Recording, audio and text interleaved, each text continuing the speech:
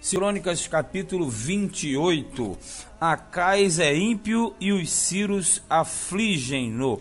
Aqui nós entramos na pior parte do reino do sul, justamente a partir do reinado de Acais, quando o reino do sul, o reino de Judá, vai atravessar o pior momento, justamente porque Acais vai ser um rei completamente fora dos padrões exigidos por Deus, e aí vai entrar em total decadência, não somente ele, como o reino do sul. Capítulo 28, 2 Crônicas, verso 1 diz assim: Tinha Acais 20 anos de idade quando começou a reinar, e 16 anos reinou em Jerusalém, e não fez o que era reto aos olhos do Senhor, como Davi, seu pai. A expressão sempre quando diz não fez o que era reto aos olhos do Senhor, já demonstra totalmente a incapacidade dele para ser um rei teocrático.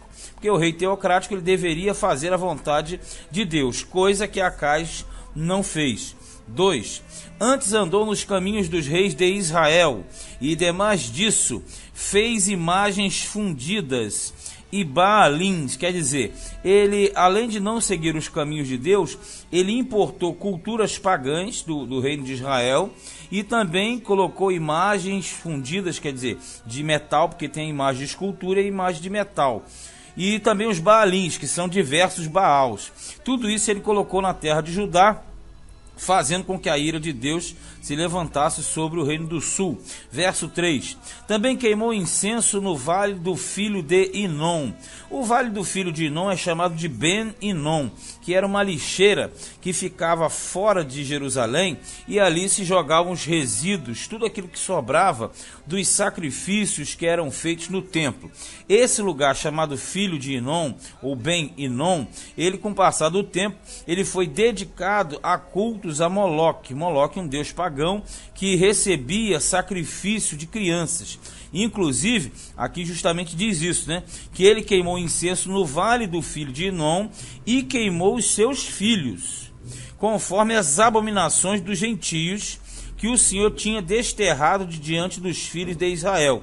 Quer dizer, o rei Acais, ele sacrificou no vale de Inom seus próprios filhos, porque, como eu falei, ali tinha um altar que foi dedicado a Moloque, e ali eles sacrificavam os filhos, geralmente os primogênitos. Mas no caso aqui de Acais, como você tinha reis e tinham várias mulheres, geralmente eles sacrificavam os filhos que não eram de suas mulheres principais, e sim das concubinas, ou até mesmo daquelas de forma negativada, digamos assim, fora do padrão, o que não era permitido dentro da lei, mas que eram filhos legítimos, sim, eram filhos legítimos, mas geralmente não das suas mães primárias ou as principais, digamos assim, as que eram consideradas princesas, e sim, no caso de mulheres concubinas e outras de baixa estirpe. Mas o certo é, Acais, com tudo isso, ele despertou grandemente a ira sobre o reino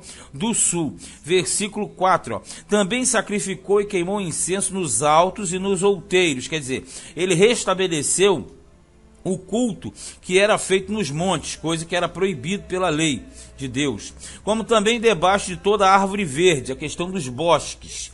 Então ele voltou, além de ele trazer outra cultura, ele acrescentou outros deuses, sacrificava crianças, ainda levantou os altos e os bosques. Na verdade, tudo que os anteriores diminuíam, ele avançou em extremo, pelo que o Senhor seu Deus o entregou nas mãos dos reis dos Sírios, os quais o feriram e levaram dele em cativeiro uma grande multidão de presos, que trouxeram a Damasco. Damasco era e é até hoje a capital da Síria. E a Síria, aquele reino do norte, que geralmente era usado para disciplinar ora Israel, ora Judá. Como nesse contexto aqui, praticamente Israel já sumiu do mapa, essa é a grande verdade, ali a partir de Acais, Ezequias, nós teremos o fim do reino do sul, o fim do reino do norte, ficando somente o reino do sul. Então, as atenções ficaram voltadas somente aqui para o sul. Também foi entregue nas mãos do rei de Israel, o qual feriu com grande ferida. Quando fala isso, é porque prevaleceu nas guerras, 6. Porque Peca, filho de Remalias, matou num dia em Judá 120.000, todos homens beliciosos, quer dizer, homens de guerra, porquanto deixaram o Senhor, Deus de seus pais. E Zicre, varão potente de Efraim, que é no norte, matou a Maacéias, filho do rei, e a Azricão, o mordomo, e a Eucana, o segundo depois do rei. E os filhos de Israel levaram presos de seus irmãos 200.000 mulheres, filhos e filhas, e saquearam também deles grande despojo e trouxeram um despojo para Samaria. Veja que a derrotada do reino do sul é grande, tanto para os sírios quanto para os de Israel, que é o reino do norte, embora enfraquecido, que aqui estava chegando próximo ao fim. Se você confere no livro do profeta Isaías, capítulo de número 7, é exatamente dessa situação que o profeta ali está se dirigindo ao rei Acais, porque o profeta Isaías foi levantado para disciplinar, ou melhor, para repreender o reino do sul e automaticamente indicar que a disciplina viria caso não houvesse arrependimento. E aqui diz que os israelitas levaram despojos e também levaram homens e mulheres e crianças como cativos. 9. E estava ali um profeta do Senhor, cujo nome era Obed, o qual saiu ao encontro do exército que vinha para Samaria, e ele disse: Eis que, irando-se o Senhor, Deus de vossos pais, contra Judá, os entregou nas vossas mãos, e vós os matastes com uma raiva tal que chegou até aos céus. Essa expressão, chegar até os céus, nós já falamos. É uma ênfase que o cronista geralmente dá para enfatizar o descontentamento do Senhor para com o seu povo. Lembrando que, quando nós falamos de Samaria e Israel, era parte do mesmo povo, o povo de Deus. Que no contexto aqui, Israel abusou da sorte, quer dizer, eles foram usados para disciplinar o sul, só que eles usaram de um malefício maior do que o necessário. Eles mataram, eles levaram em cativeiro, aqui no 10 diz assim, ó: E agora vós cuidais em sujeitar a vós os filhos de Judá e Jerusalém, como cativos e cativas, o que não era permitido pela lei de Deus, usar de malefícios extremos com os próprios irmãos. Porventura não sois vós mesmos aqueles entre os quais há culpas contra o Senhor, vosso Deus? Quer dizer, vocês aí do reino do norte, vocês não têm muito mais culpas perante Deus do que o sul? Então vocês estão usando de algo que Deus não determinou. Moral da história: os israelitas estavam impondo uma carga pior a Judá do que eles mesmos mereciam, ou seja, aquilo que eles mereciam, eles estavam imputando sobre Judá, coisa que não era mandamento de Deus. Então o profeta aqui está colocando bem claro: vocês são piores do que eles e estão querendo colocar um peso maior. 11. Ó. Agora, pois, ouve-me e tornai a enviar os prisioneiros que trouxestes presos de vossos irmãos, quer dizer, dos judeus, porque o ardor da ira do Senhor está sobre vós. Então alguns homens, dentre os chefes dos filhos de Efraim, Efraim sempre que fala é o norte, Azarias, filho de Joanã, Berequias, filho de Mesilemote, e Geisquias, filho de Salum, e Amasa, filho de Hadlai, se levantaram contra os que voltavam da batalha, e lhes disseram: Não fareis entrar aqui estes presos, porque, em relação à nossa culpa contra o Senhor, vós intentais acrescentar mais a nossos pecados e a nossas culpas, sendo que já temos tanta culpa, e já o ardor da ira está sobre Israel. Moral da história: Israel já estava na boca da degola, que praticamente faltava um pequeno espaço de tempo para que o reino do norte fosse totalmente destruído. E ali o profeta, quando manda o recado, dizendo: vocês agravaram mais ainda a ira de Deus agora, vocês estão fazendo dos vossos irmãos escravos.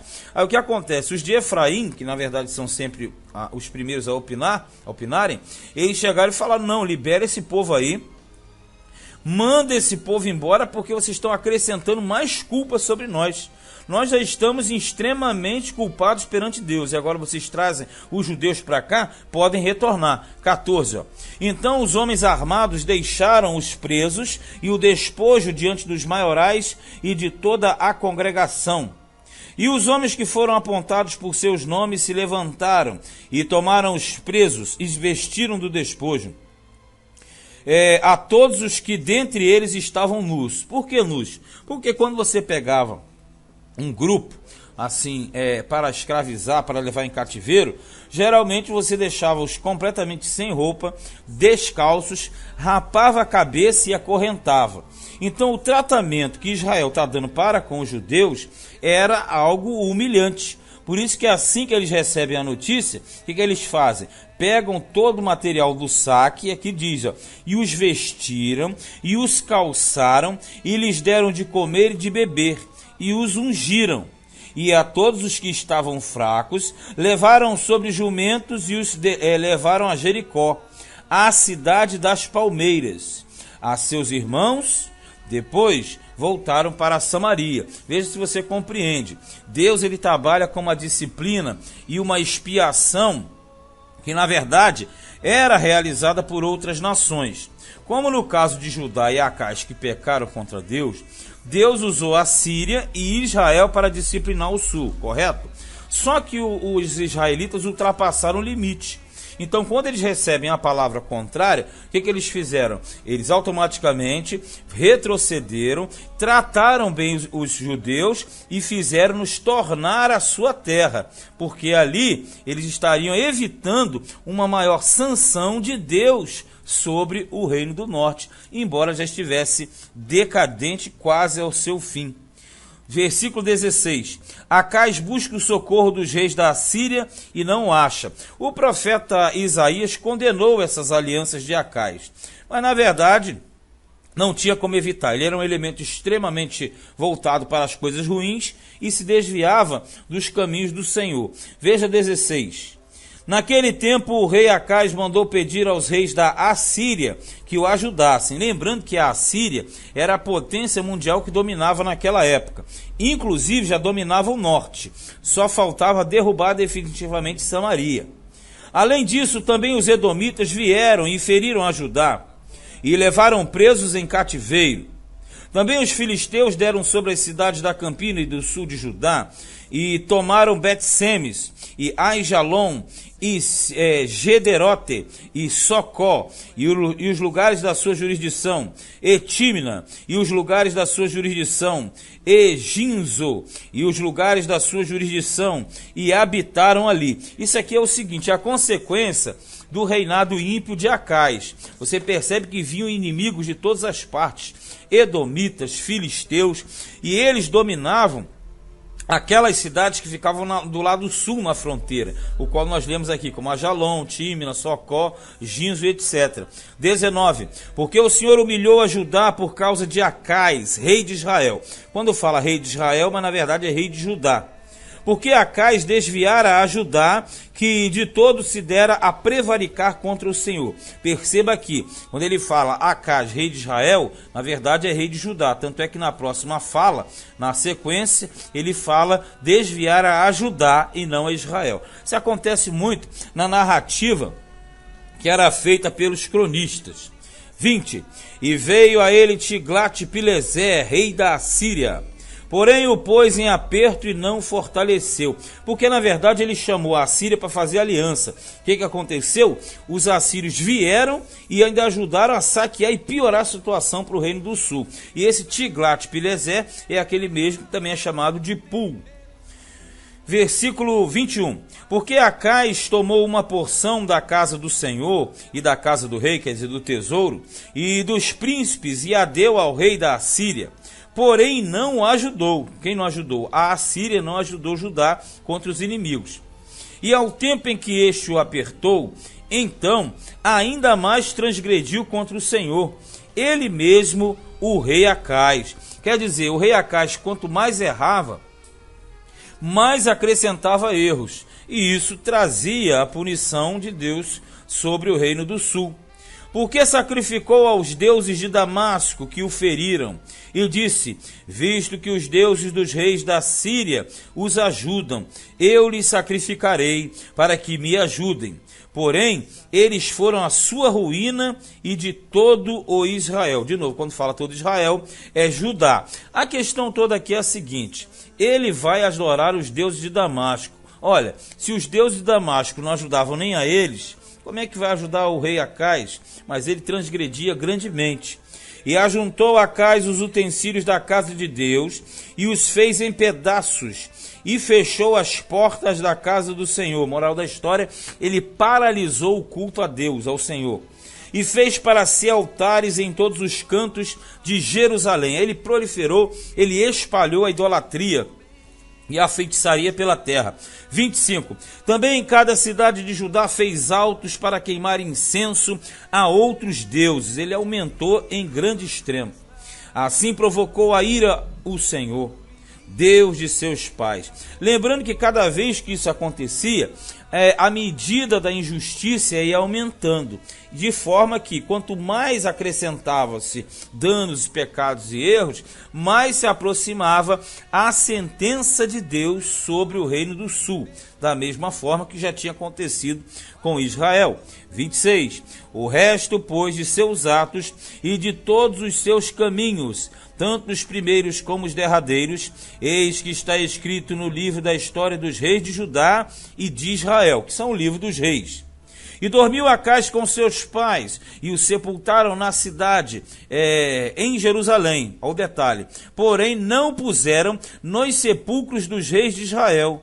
E Ezequias, seu filho, reinou em seu lugar. Veja que quando o rei era muito ruim, era fora do padrão, ele sequer era enterrado nos sepulcros reais. No caso aqui, Acais, considerado um péssimo, ele só perde para Manassés, que vai ser o pior de todos, ele é o segundo pior, ele não foi enterrado nos sepulcros reais. E assim, você tem o final de uma narrativa, que é o capítulo 28, você já percebeu que o cronista ele foi preciso, ele mostrou os erros, mostrou a punição, e automaticamente o filho dele, que vai ser o Ezequias, embora venha a ser um excelente rei, não vai conseguir reverter o quadro avançado e negativado ao qual Acais deixou. Mas Ezequias vai fazer uma reforma, vai pelo menos amenizar a situação durante o seu reinado. Bem, este foi o segundo livro de Crônicas, capítulo 28.